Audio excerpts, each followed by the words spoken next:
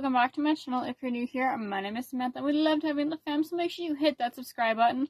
Today we're going to be talking about my top 10 favorite George Michael songs by himself. This is not going to include any Wham songs. However, if you guys do want to see my favorite Wham songs, I will go ahead and make a video, so just let me know if y'all want to see that. So with that being said, guys, we're going to jump right into today's video. So as usual, I'm going to be reading off my little list. I printed out myself a list of my top 10 favorite songs. Now, I'm not going to be naming the albums that these songs came off of just because I didn't write that part down. I do not want to get that information wrong. So the very first one that I have on this list is Kissing a Fool. Now, this song, I used to listen to it like all of the time. Like 2017, 2018 is when I started like getting into George Michael era. I at one point had a huge George Michael poster in this frame right here that I got in 2018. So behind all of this, I have a photo of George Michael somewhere in there. So if y'all remember those videos, y'all will definitely remember the huge George Michael poster. And I also have a George Michael poster on the other side of my wall, which y'all probably have seen in vlogs and stuff like that. But anyway, so yeah, Kissing a Fool is number 1 on my list. And this song is just super beautiful. I love the way he wrote this song. Now, again, I don't know if he like had co-writers on any of his music, so if he did, please forgive me with the way I'm talking. I haven't really ever dived deep into if he had any co-writers for music, but I'm pretty sure he like wrote most of his songs by himself. Next up is Praying for Time, which is number 2 on this list. Now, I feel like this song is just so true when it comes to talking about like needing more time in life and just praying that life gets better as it goes on. Now, I feel like everyone has a different way of, like, thinking about different songs, and, of course, everyone's opinions are going to be totally different from each other's, and that is probably one of the most beautiful things when it comes to music interpretation. Now, I feel like I talk a lot about music interpretation in these videos, where I'm doing, like, my top 10 songs, and I just feel like that's number 1 thing when it comes to analyzing and having favorite songs from different artists. Number 3 is Fast Love Part 1. I don't know if there's Part 2. I never really looked. Or if there's a reason why it was called Fast Love Part 1.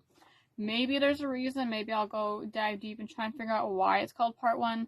Now, this one is more like one of those, not dance songs, but more dance songs rather than a ballad.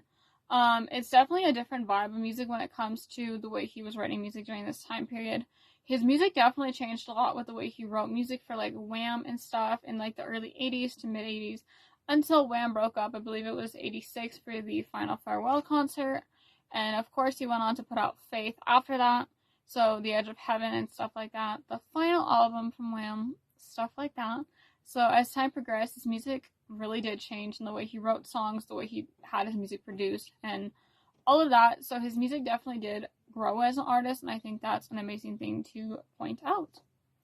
Next up is Older. Now, this one talks about becoming older as time goes on, because of course, as time goes on, everyone ages and gets older, and it's just something that we have to accept in life and get the fact that we're going to be changing, and as we change and get older, life changes with us. It's not just us as people who change, and there's something just so beautiful about the aging process, I think.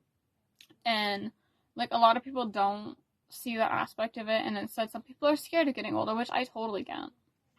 Next up is White Light. Now, I don't know if this was his last song he put out, but I think it was, like, I don't know what year. I'm not going to say a year, actually, because I don't want to get it wrong.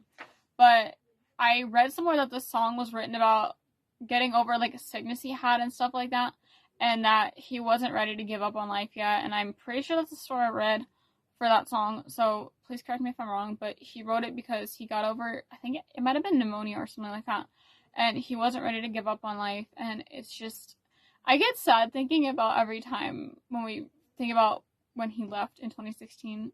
I know everyone does. Next up, to change the vibe from sappy to different, we have Monkey. Now, this song still doesn't make 100% sense to me, but it's definitely one of those songs that you just, like, listen to and you're like, oh, can't you set your monkey free and stuff like that, because that's part of the lyrics.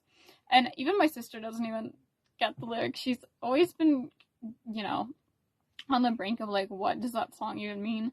Because one time, like, she heard me listen to it, and y'all, that's one of the earlier songs he put out as a solo artist. I believe it was one of the very first songs as a solo artist, because I know Wham was, like, a totally different vibe from his solo career and everything along those lines. Now, the next one is You Have Been Loved. This song always touches my heart. It was one of the very first songs that I started listening to, like, diving into solo music outside of the Wham career. And it's just about loving someone and being appreciative of the fact that you have someone to love, and to be grateful for the love that you can give and receive in life. Because I feel like so many people don't realize how much people actually do love them, and you are loved so much more than you might imagine or even think. And it's so true, even if you feel like it's not. Someone loves you out there, and if you don't think anybody loves you, I love you. I appreciate every single one of you that are here, and y'all literally have me heart.